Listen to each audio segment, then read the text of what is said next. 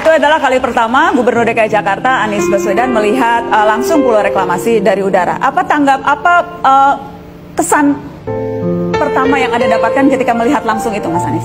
Raksasa, besar sekali.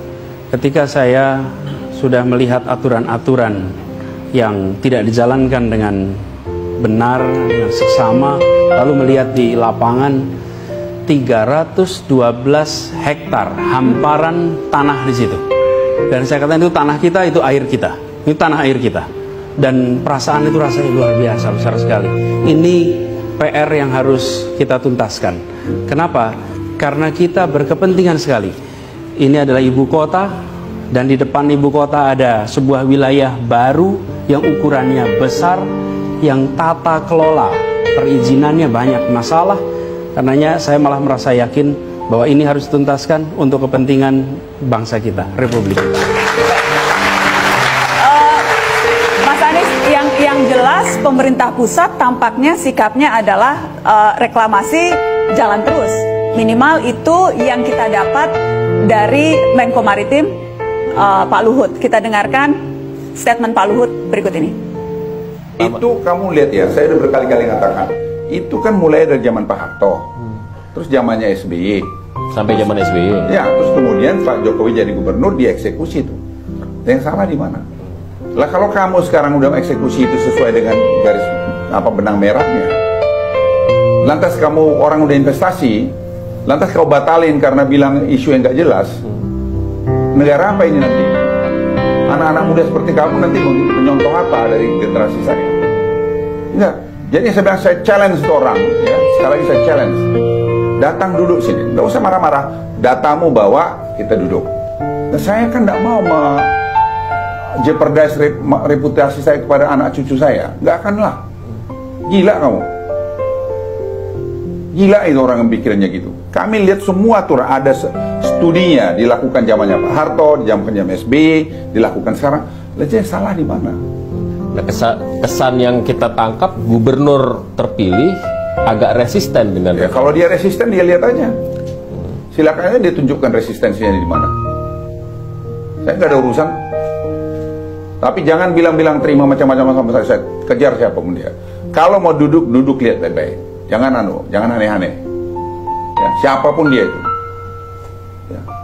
Jadi ini semata-mata hanya melanjutkan apa yang sudah dilakukan dan untuk kepentingan kepastian investasi. Ya. Secara profesional saya pertanggungjawabkan itu. Ya, secara profesional saya pertanggungjawabkan itu. Siapapun dia. Mau siapa dia ngomong sini.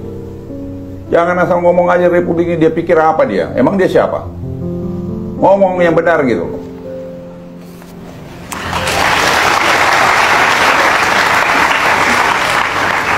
Tanggapan Anda, Pak Gubernur? Insya Allah saya akan terus dan tetap pegang aturan-aturan yang ada. Terus. Justru karena kita menggunakan aturan itulah maka kita menertibkan.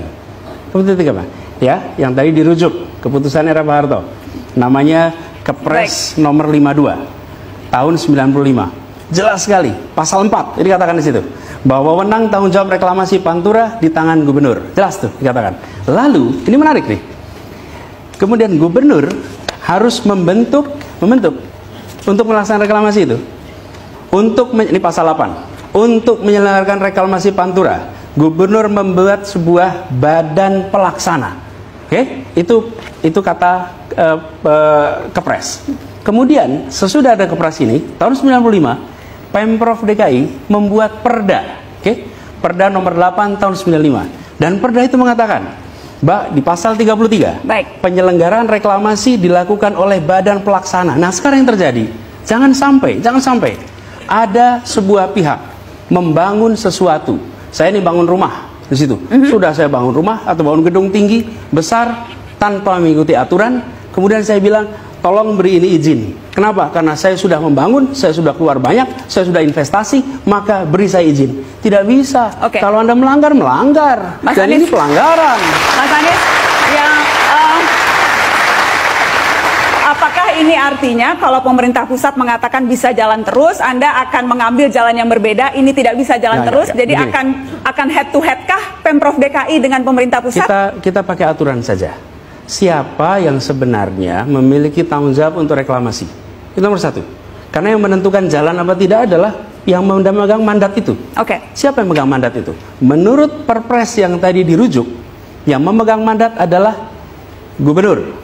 Dan gubernur harus membentuk badan pelaksana. Hari ini tidak ada badan pelaksana itu. Baik. Jadi sekarang ini ketika berjalan, apakah ada kerjasama dengan pelaksana? Tidak ada. Perdanya mengatur. Oke. Jadi badan pelaksana itu sudah dibubarkan tahun 2009. Karena itulah kemudian Anda menarik raperda yang sudah masuk ke DPRD. Betul. Dan kemudian Anda berkirim surat ke BPN meminta agar HGB dibatalkan. Ya, kenapa? Kita akan lanjutkan setelah.